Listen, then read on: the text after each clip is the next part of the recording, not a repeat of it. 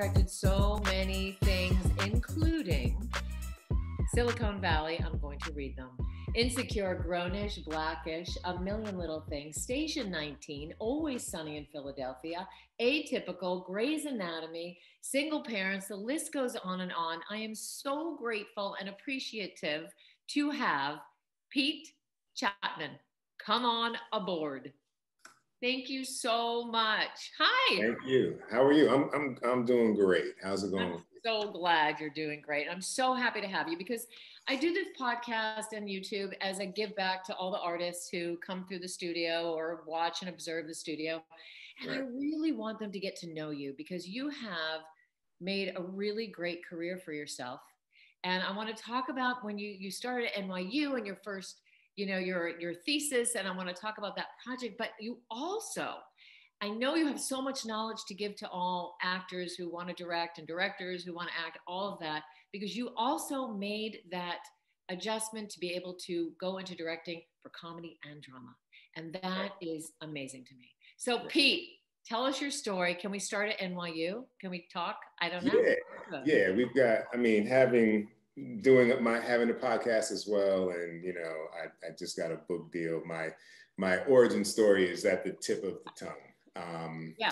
So I'll rewind a little bit back, but like in high school, I had the opportunity to pick up a Super 8mm film camera, which gave me the opportunity to try something that I never would have tried. And because of that, and the fortunate happenstance of having my film teacher in Maplewood, New Jersey, I love it. Have gone to NYU. The thing that I took away from that experience was I like this, process of making films, but also if you make films, you must go to NYU because that's all the information that I have. And so you had no other path. There was no other path. I only applied there. I didn't apply anywhere else because I researched it and I was like, well, I don't really want to go anywhere else. So fortunately, I got in. Which is super hard to get into that school. Jeez. Well, my thought was, and it's funny saying this because I think it's something that's carried over. My thought was, if I go to every open house and little coffee breakfast and whatever it is that they have, I imagine there's a chance I'm giving myself a better shot because I would assume they're looking at that list. Wow. And like, this Chatmon guy has been to everything that we've thrown, and maybe they're looking at that coupled with my portfolio, coupled with my grades, coupled with my SAT and that. And I know we'll get back to this kind of stuff, but that is such a component of just any industry or community that you're trying to kind of plant yourself in.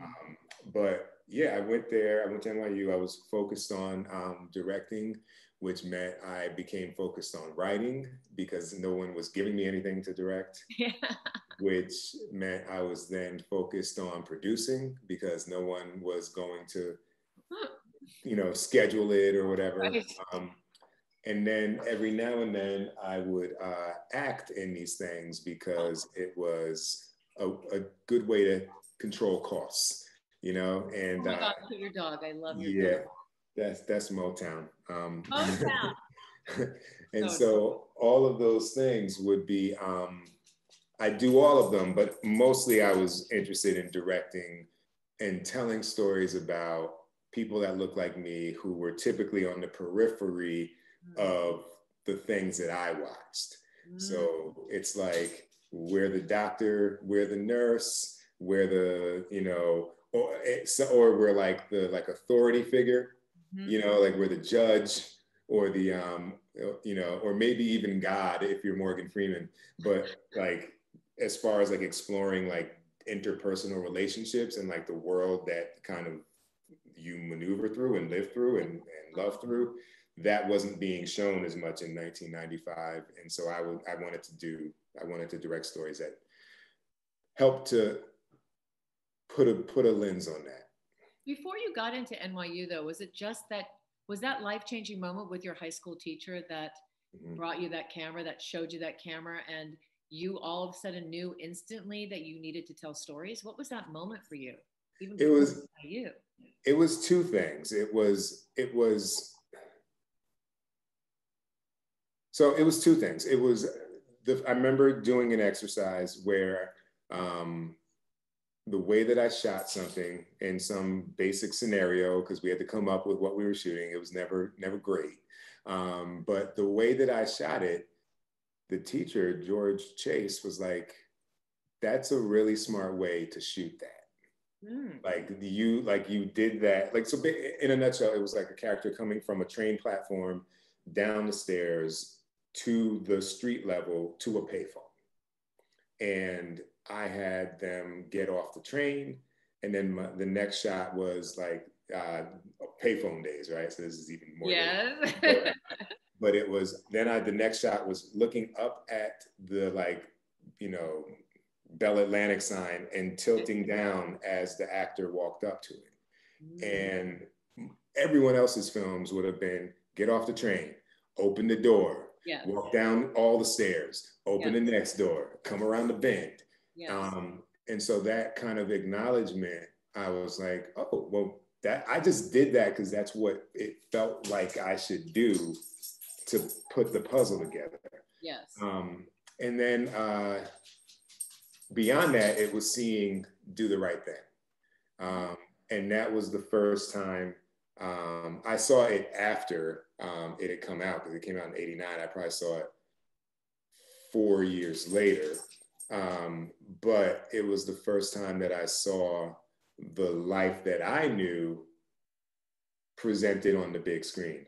And that had an immense kind of value for me. And it did this little but very big thing of taking my experience and making it worthy of being told, you know? Yeah. So that high school teacher, what's his name? Her name? George Chase. Wow. Yeah. It's really important to have teachers that instill positive energy to you. It really transforms who you are. So that story really resonates with me. So let's move forward. So then you got into NYU because you went to every mixer. Exactly. That's the key. That is the key. Go to every mixer there is. Uh-huh. So that's amazing. So you started there, but your thesis, I want to talk about your thesis project. So when you went to NYU, which is a great education, and you did directing, producing, writing, and acting, the thesis project, that was Kerry Washington in your class, that she starred in this project with you, that you created, and it was called 3D? It was called 3D. It was, she wasn't in my class, and she actually wasn't on my audition schedule, but someone I knew who was in the film knew her and was like, hey, why don't you come through on this audition? And she came through, and I was like, oh, I like what you're doing, you know? And so I cast her for the project, and I kind of knew, I knew immediately that I wanted to explore the idea further of casting her. And then I kind of, you know, at that time, you have the opportunity when we're all on the same level to kind of run people through additional paces. Yes. You know, I could like, let me run a bunch of different scenes with her and Dorian Missick, who was the lead, the other lead, or let me run the other actress who was kind of vying for it up, you know, through the same scenes, and like, let me really get find a way to discern who I think best fits the part. So amazing and joyful, because there was probably no anxiety about it. It was raw, you know, storytelling, and there was no weird energy. It was just pure young artistry. Yes. And you know, honestly, I feel like that is what it always is. The challenge is to remove all the other things from like around it, so you can still do that thing that's always been in the middle, you know? Like, how do I like, you know, I start Blackish in a few days, and it'll be like the 5th one that I've done there. And Yes. it's like, how do I go in there and get to the core of like having fun, telling this story in the best way, making the show that it is, but finding myself in the story. So there's a reason I'm here versus someone else, without like taking it off to a divergent path. And if you're able to figure that out, which I think I've been able to do, you're able to tell more stories. Yes, you know? And people are going to bring you back, which is, I met you because I was coaching on the show Grownish, and I watched you and I really liked you right away. That was my first episode ever. Oh my God, this is my first episode ever. Wow. Well, let me tell you something. For your first episode ever, I watched and I thought, this guy is so cool and calm and collected and charming, but knows how to communicate and collaborate and tell that story. And it's such a calm fashion. And it is the director's job. He's got to run that show, even though you are very welcome, in television, you're not consistent. So every time a director has to come in to a show, they have their family and you're walking into their family. So that quality that you have and that charm, confidence allows everyone to be calm and open their hearts to you and trust you. That's, I think. Well, thank you. The analogy that I've often used in explaining the job of the TV director. Yes. Yes, and we'll talk about film directing after, but yes. Yeah, I say that it is being invited to someone's home to cook Thanksgiving dinner, and you're going to use their recipe, you're going to use their stove, their ingredients, and they're going to tell you how many people are coming, what time to be ready, and they want you to make it like last year, but do your own thing to it. And so your job is to figure out, what is my version of my own thing on this show? So like, there are shows where I'm like, okay, I will try, I won't get too into weeds, but like, let's say like, I'm just thinking of Blackish because it's coming up and I'm watching it again. Like, oh, I have a montage sequence that I know is unique to my episode. It is not going to be in any of these other scripts. We're on location. The storyline is X, and I know that I can put a little something on that. Yeah. So I'm thinking about one where I did all these whip pans to connect the montage. So it's like the camera's whipping from here to there, and like every time it's like the action's advanced. Now, if I'm in Stevens and Lido, I'm not doing anything different. Those conference room scenes are those conference room scenes. And so I'm trying to always figure out where might be an opportunity to put a little me in it. So some shows, yeah. And it's like, it's cooking dinner. Sometimes it's like, I'll put a different spice on something, or I'll bring a dessert that no one has to eat, or I'll deep fry the turkey, and I know that they'll be open for something really different. Hilarious, but that is so right. But what about have you had the experience coming onto set and you felt that tension, a little bit of tension, energy that you had to kind of not sponge off of? Because I work with actors and there's a lot of energy to sponge off of, and you can't, even as a guest star or co-star, a new person coming onto set, you have to be so malleable not to take that energy. Have you ever experienced that?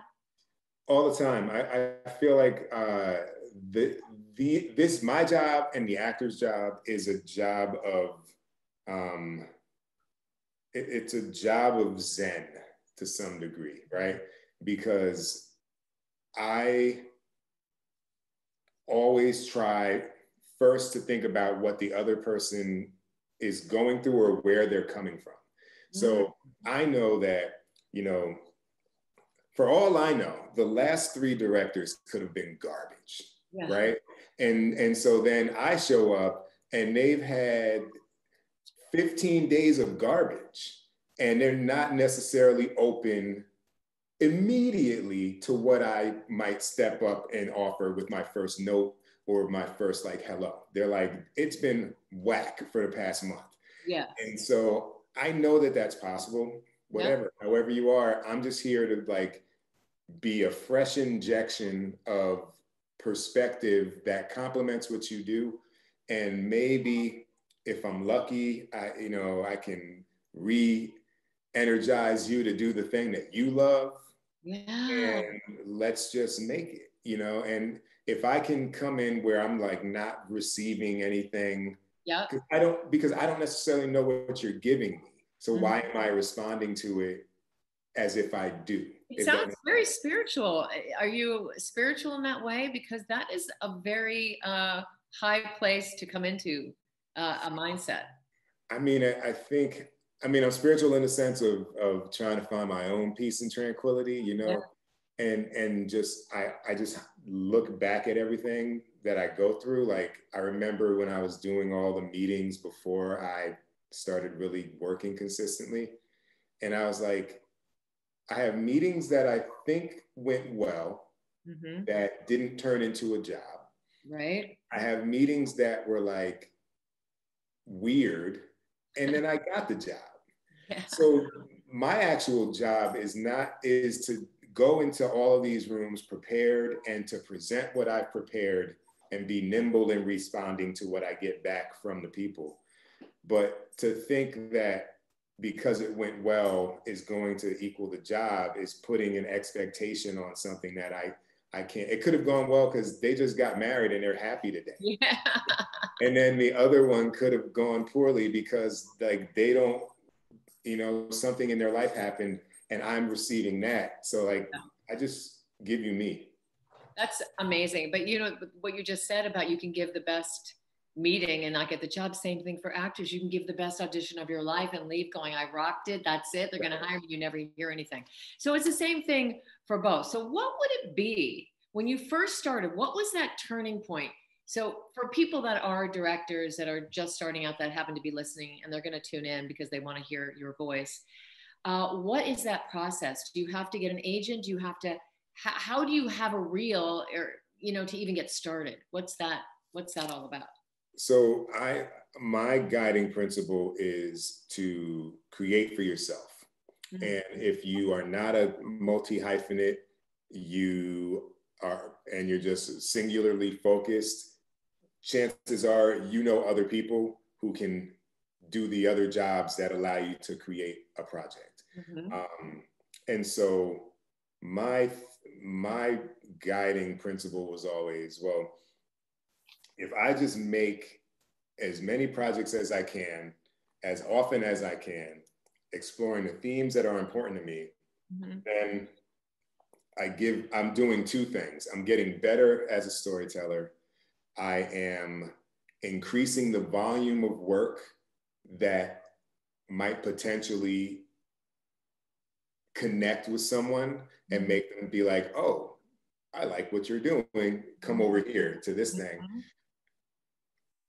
But at the same time, I'm not producing in this vacuum where I need their approval and their stamp, because everything that I'm making is satisfying me. And that took a little bit of time to pivot to, but the moment that I started doing that, things started to happen. Oh, interesting, because you had a point of view. You had a message so that people understood it. I had, and I think I always had that, but I was, over a long enough timeline, I was kind of getting a little discouraged and probably bitter by what the journey was. Let me just interject. I'm sorry. What was that journey? So you get out, you have a thesis film that does well, and then you didn't work right away. What was that struggle? Yeah. Because people want to hear about that too, because it doesn't just happen like this. Right. No, it doesn't. So I graduated in 1999. My film went to Sundance in 2001. Incredible. I thought that would open the doors up, and it didn't. I had been kind of told that, the pinnacle of student filmmaking is Sundance. So I was like, yo, I did that. Yeah. Between 1999 and 2005, I was raising money for the first feature that I wrote, produced, and directed that starred Dorian Missick, who was in my NYU projects going back to junior year. And this time I casted Zoe Saldana. And Hill Harper. And right? Hill Harper. Premium. Yes. And so, yeah, that one was called Premium. So I made this film. We ended up traveling the film festival circuit. It got a limited distribution, limited theatrical distribution deal. We later had a Showtime cable premiere. Now that's like 2008. So graduated 99. Yes. Short and feature, 2008.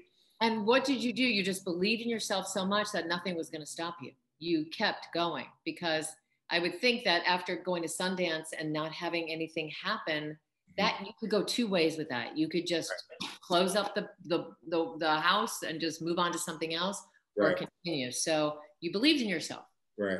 I think the most important thing, it sounds crazy to phrase it like this, but I feel like the most important thing I've said is that I had a very passionate, purposeful desire to tell stories. And so it was like, you know, how do I tell these stories about these Black people? You know, all these picture posters on my wall are the results of that desire. And so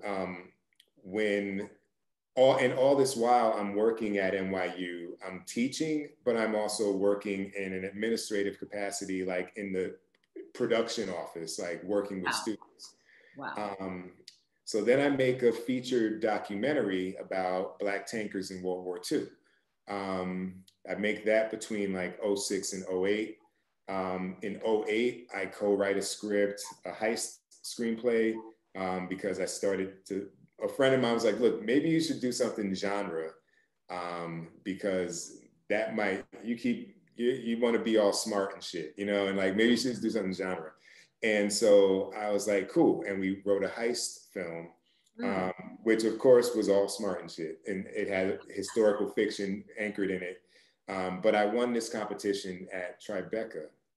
This is amazing. This is incredible. So I thought so too, but I had no representation. Nobody would sign me. Nobody would sign you even after you won awards? Nope. I made no time, chill out. I made 2 trips to LA in this time, and people were looking at me like I had 4 untalented heads. No way. That's so, great. Motown. Come here. Sorry. And so what happened after that was I did what people do is I started rationing my time. I was writing screenplays that I thought would sell, none of which did. I was building my production company, doing music videos and commercials and whatnot. And then I started teaching more part-time, but I left the administrative job at NYU after 10 years. But can I ask you, where did you have time to do the writing after working all day? Would you stay up to all hours and just writing is incredibly hard. It was my version of like an actor's life. Like I didn't need to wait tables, but I needed a job that from 5:01 p.m. to 8:59 a.m. my time was my time. Wow. You know, and amazing. I think people overcomplicate, or I think people minimize what can be accomplished in a day. You know? I agree. I hear people making excuse after excuse. And my opinion is if you really want it, you're going to make it happen. Right. And only you, the individual, can make that happen. Nobody else. Right. When I was writing this book during the pandemic, I was like, I outlined it all. I was like, you will write a chapter a day. Like, just that's what you're gonna do, you know, and like, you just do it. And maybe you don't need to go. What is the book? What is the book? It's tentatively called Let's Shoot, a Director's Journey and Motivational Handbook. And it actually kind of talks about a lot of what we're talking about here, but like it has keywords for each chapter and principles to keep in mind, as well as like resources. And it's a bit like how-to, self-help, and inspirational for That's so funny, because the book I wrote, The Positive Path for Actors, is the same thing. We're on the same we have the same vibe going, because it really is that positive outlook, and that really helps open doors, because it opens your heart and it makes so many more things possible. But I'm going to get a copy of that book. When does it come out? I have to deliver the manuscript January 1, and I think it'll be out no later than September 1st of next year. Amazing. So more to come on that, but yes, it's incremental, you know, and during that time, I just was very focused on building those increments, because also when you're writing a script and then when you're taking meetings about it, you in the busiest week, you're going to have what, 5 hours of meetings. So like, what else are you going to do with your time? Right, what else? You know? And so the company built, I'll kind of wrap this up, but I built the company, branded content became a thing. And I did a job that kind of paid me well. And I was like, you know what? Let me go and make something for me again. It's 2014. I've been making things for other people since, 2008. And I want to see literally where my talent level lies at this moment in time, as like a temperature check. Wow. And I reached out to a buddy of mine. He had a script that always stuck with me. This was my short, Black Card. And I was like, look, I'll pay for this thing. Like, let's talk about the script, get it to a place where like, I think it's an optimal short film. And my intent with that was to really just see where my skills were. And that short got picked up by HBO. And so then I got into directing programs, and in 2015, I got a manager, which then led to an agent in 2015. So 16 years. That's Pete, I'm so happy that you're telling this story, because people always assume that it's easy for everybody.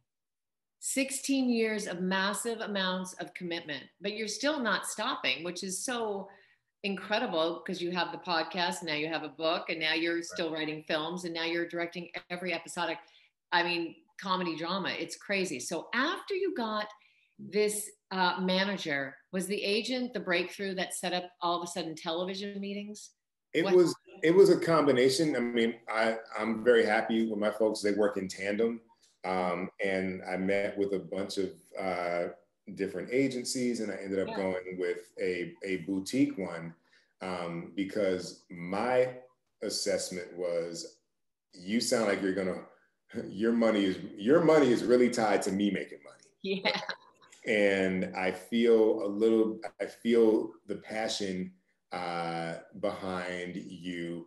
And I think what's super important is I was very clear about two things.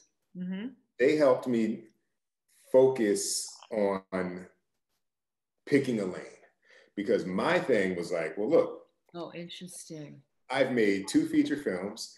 I've done music videos, several $100,000 music videos. I've done commercials and print. Like, I shoot, I edit. Yeah, I can do it. I can do whatever. And they were like, it's gonna be better for us if we focus on one thing.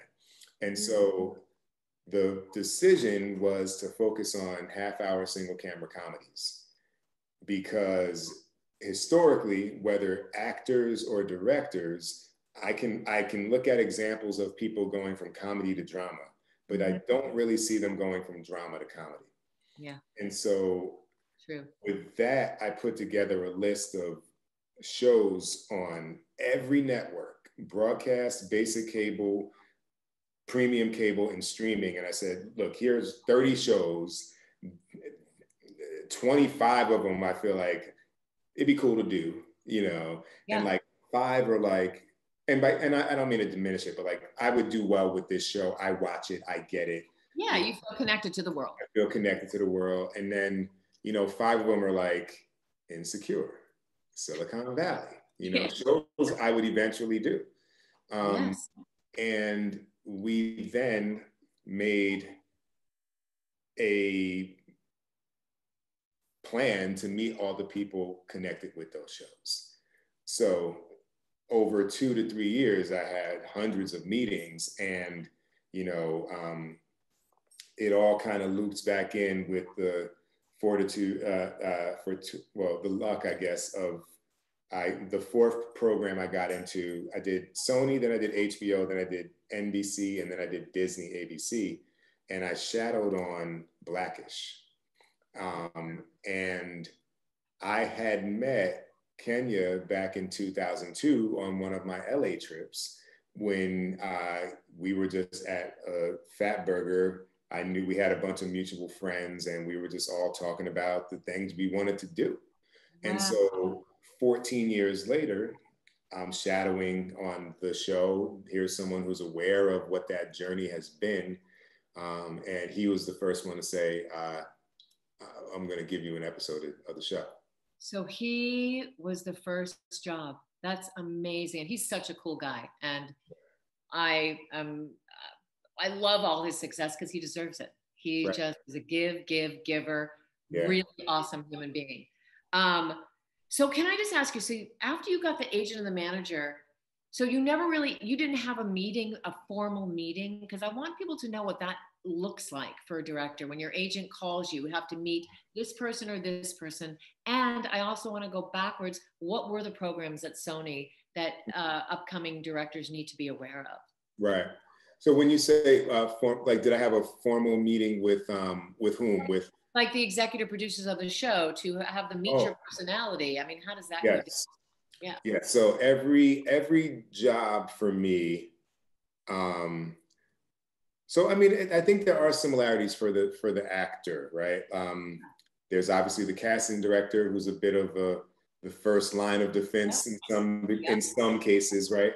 But then there's going to be the producers, and there's going to be the showrunner, the network. I think we probably are dealing with a different triumvirate, but a similar one. Right. And so for me, the purpose of sharing those targeted shows was for me to meet with the three stakeholders connected to each of those shows. So that was, that would be, I'm thinking of a good example. Here's a good example. Okay. So that speaks to the marathon longevity of things as well as the specificity of your question. Yeah. That short I did in 2014 that got picked up by HBO, my lead was the wife of Dorian, who had been in my thing since 1997. Now, after this short, she goes on to be Misty Knight in Luke Cage, and now she's the #1 on All Rise. It's just amazing. I love how life works. I love it. Yes. And so for a show like All Rise, whether I'm entering after having begun working and people being familiar, or I'm just getting started, that was my entry point. But I met with the producing director because he's representing, the show, okay. And more in charge of hiring and overseeing the directors than like the showrunner is the writers or whatever, right? Mm-hmm. So that meeting goes well. I also have to be known or have met with Warner Brothers because they're the production company. Okay. So, rewind back to 2015, 16, like I'm having Warner Brothers meetings connected to whatever show it might be specifically, but people bounce around. Right. And then the third part of that is the network, which is CBS.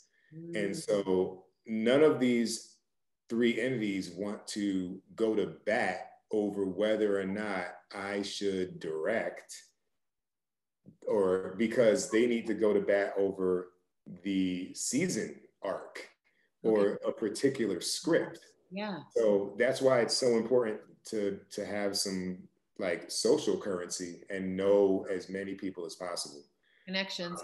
I talk about it all the time. You have to. You never know. Yeah.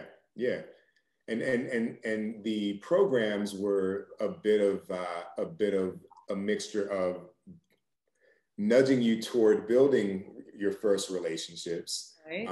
While also educating you as to how television production works, because it was vastly different from anything I'd ever done in the sense of just the workflow, But what was similar was what I've been doing in commercials and branded content, which is you already know how to sell CoverGirl. I'm here to do that and find a way to add myself into it. And so that I was like, well, that's a thing I already know how to do. So what were those programs called? They're just director programs, and what are they? Are they there for extra training, and you have to give a sample to get accepted into this program? How does that work? Yeah, so my short Black Card kind of became my sample and my calling card. The programs were born out of a DGA survey from whatever year, I think maybe 2014. Okay. But that year they looked at every possible available directorial slot for all shows, TV, streaming, whatever. And it was like almost 900 shows. I'm sorry, almost 900 available directorial slots, and only 7% were not white males. And so the DGA was like, that's not really, how is that happening? That's not reflective of what is actually going on. And so the studios and networks worked in concert with the DGA to create a pipeline to no longer be able to say, we don't know where the talent is.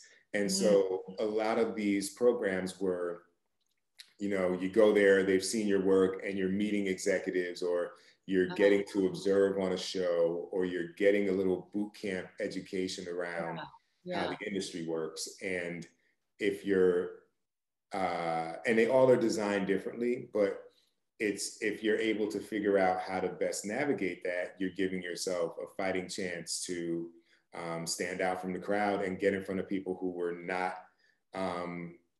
for whatever reason, you know, and we know what those reasons are, but they weren't coming across your content or putting or valuing it.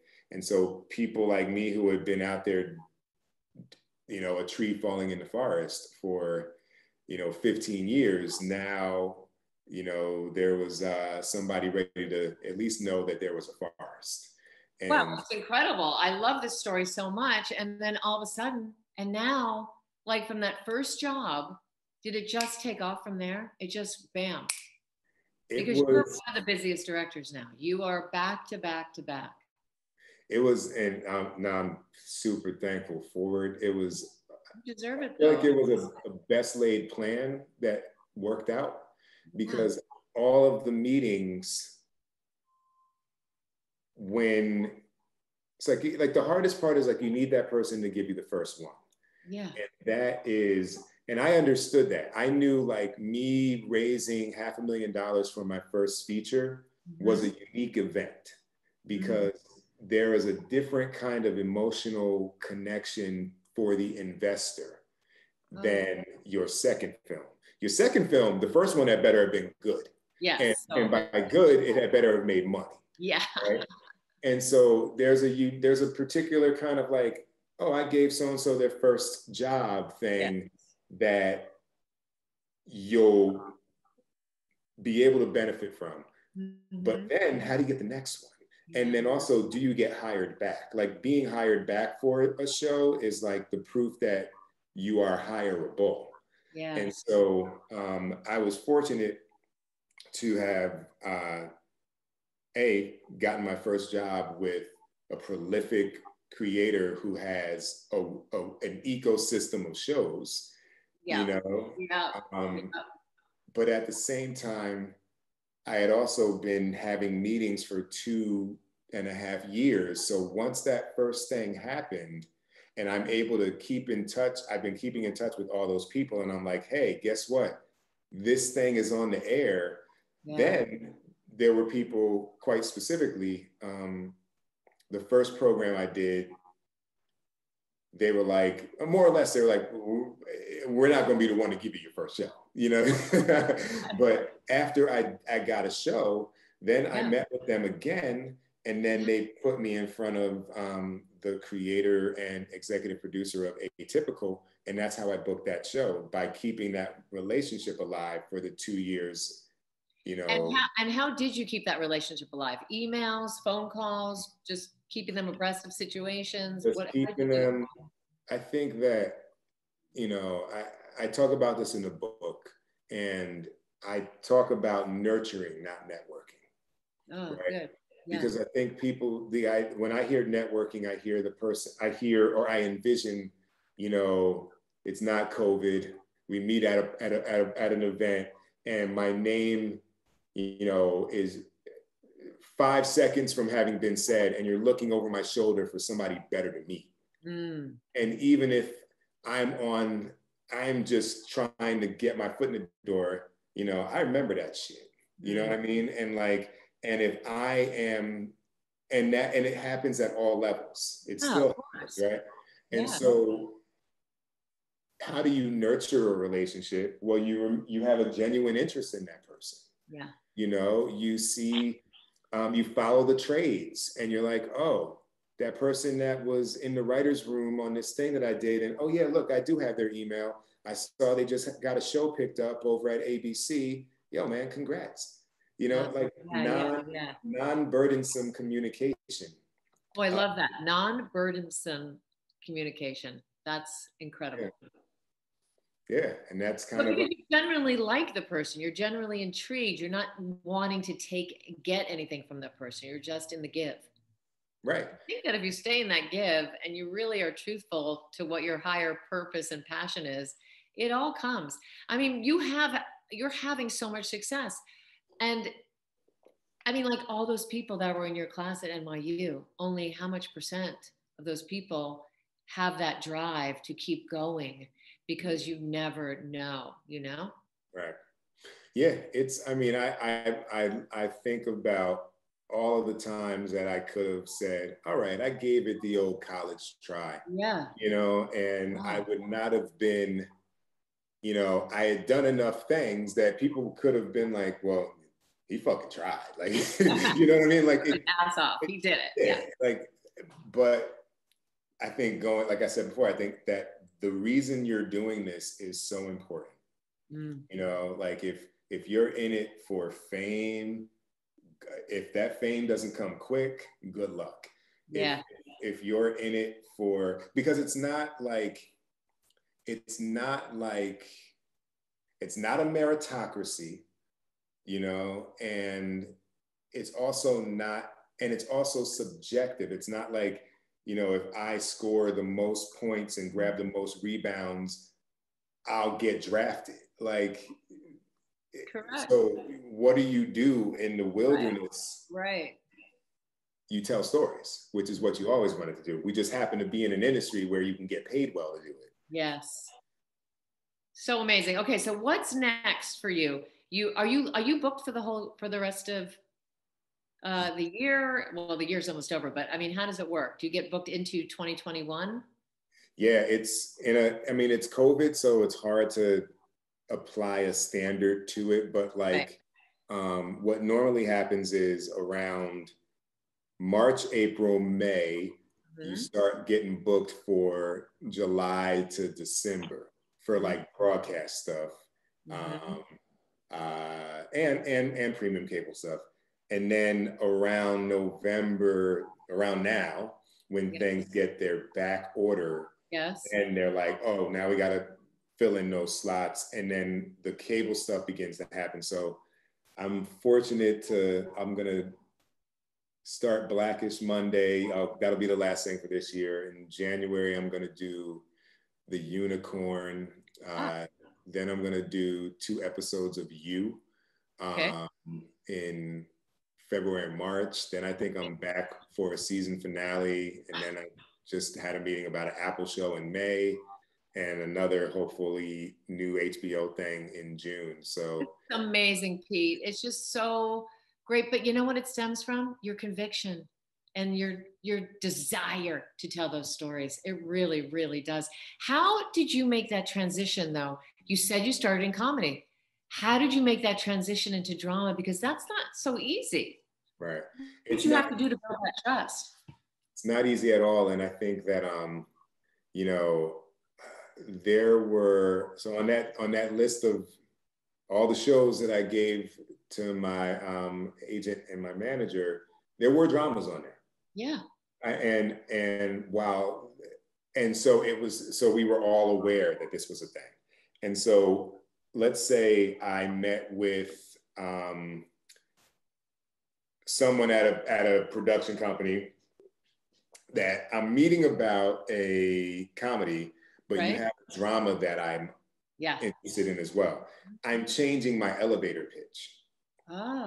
So like when I talk about like, you know, who I am and my passions and how I got here, for the most part, I'm leaving all the dramatic stuff out because it doesn't add value to me trying to get my first ever half-hour comedy. It's like, why are you talking about drama? You want to match the sensibility and the genre. I want to match the sensibility. Yeah. But if I'm like, okay, well, y'all got, you know, This Is Us, and I think that would be something I'd love to do, I'm going to change that bio and origin story, because somewhere at the end of the meeting, I'm going to mention that I love dramas. You know? And also, I don't know if it's the same for actors, but there's what we do, but there's also who we are. And so a lot of times people ask you, and I could talk at length about meetings because there's a whole strategy and psychology for that, but like people will ask you, well, what else are you watching? That is such an opportunity, right? That's an opportunity for me to be like, so yeah, I'm out here doing these comedies, but like, I love shit like this, right? Because that person you're talking, and to be honest about it, because that person you're talking to there might go to be a creative exec at Apple, and they'll remember like they had this kind of real moment where like, oh, you like that dude, like the documentary about the royal family. Yeah. You know what I mean? So everything's an opportunity to kind of show. I think in the pitch too, and it is the same for actors, because in your first meeting, you have to be truthful in who you are, and that has to resonate. So if the truthfulness about you and they want to hang out with you, that's going to open doors to wanting them to potentially have you direct their shows. Right.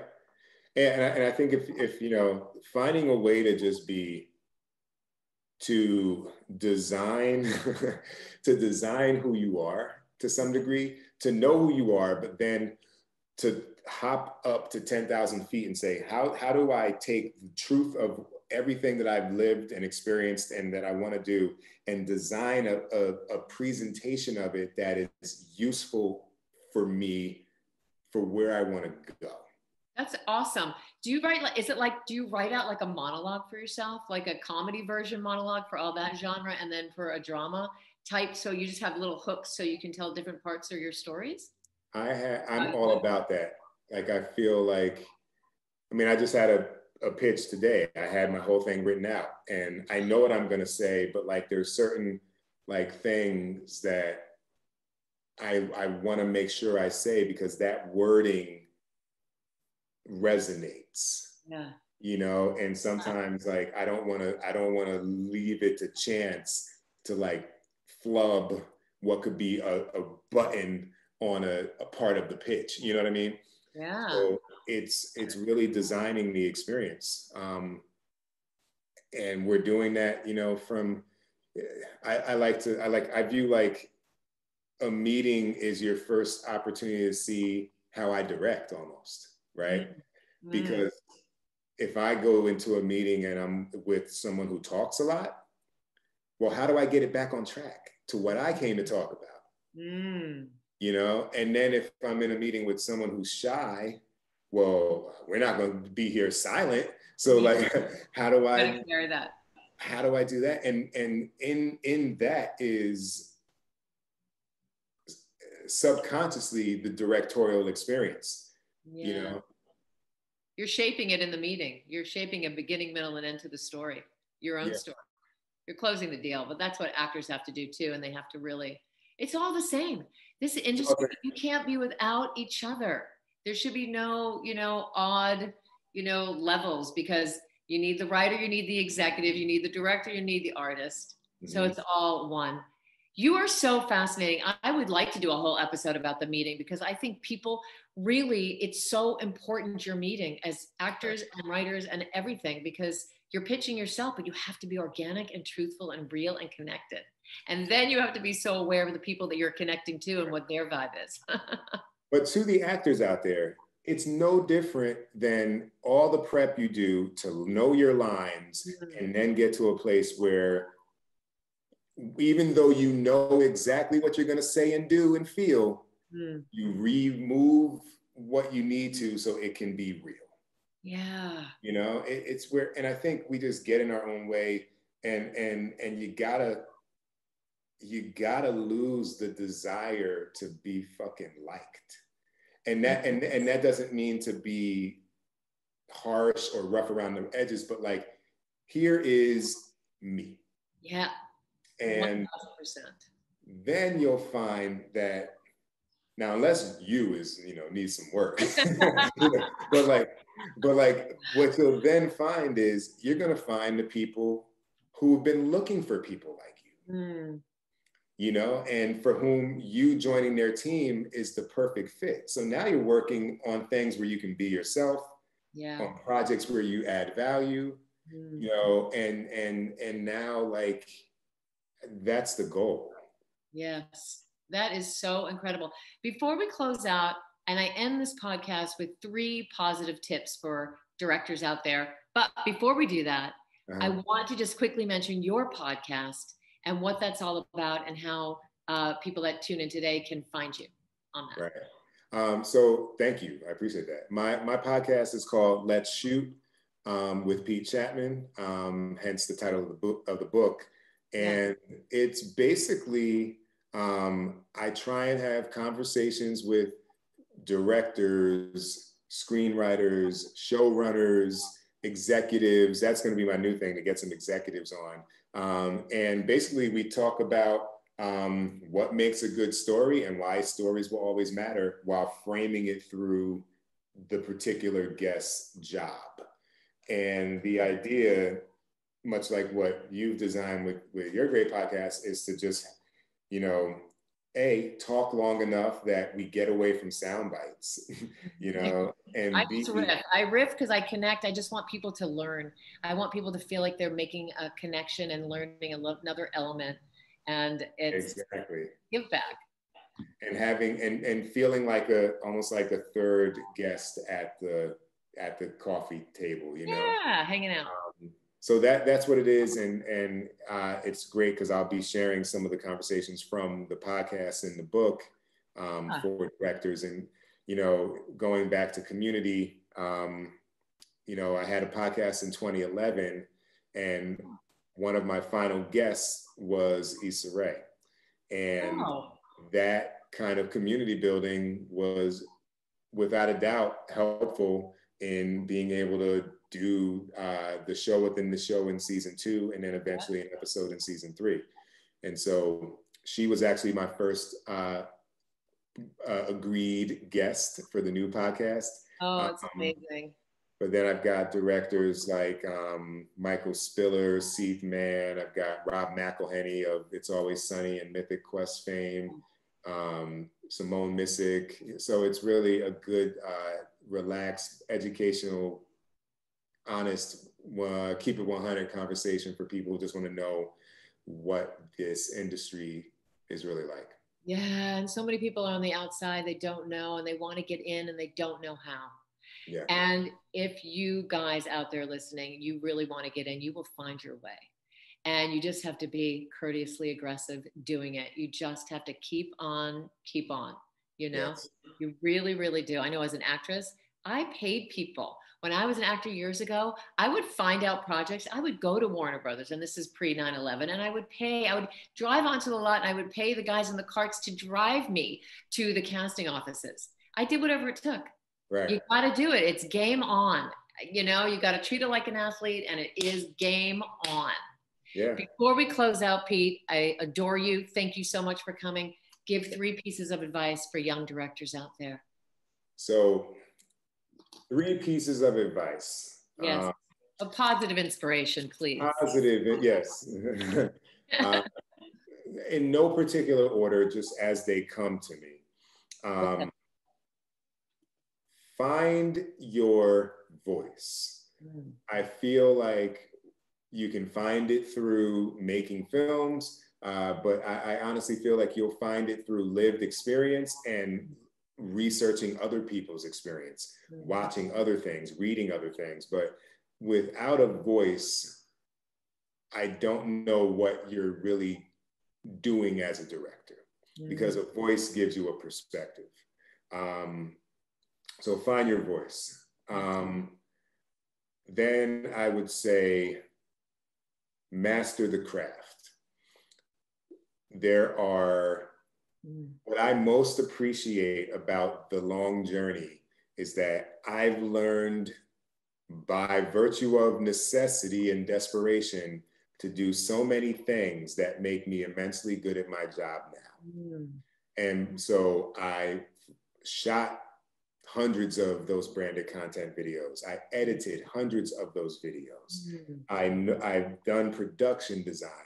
Now, when I'm working in TV and the clock is running and I have either to make sure I get enough coverage, or someone has the nerve to write, you know, in a very stylized sequence, and I get to go to town and do something like unique, I know exactly how to achieve it because I've done those jobs.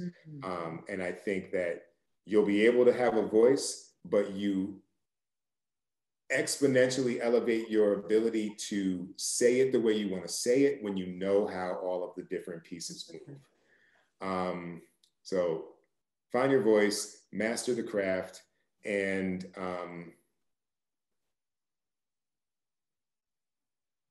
be a provider of good energy. That was beautiful. That was, I agree with everything you said 1000% in all aspects. Thank you, Pete, so much for taking this time, for giving back to everybody. I appreciate you so much. Thank you, everybody out there who's listening or watching this when this is going to drop in a couple of weeks. And be safe out there. Thank you. Thank you. Thank you. Very much. Peace. Bye.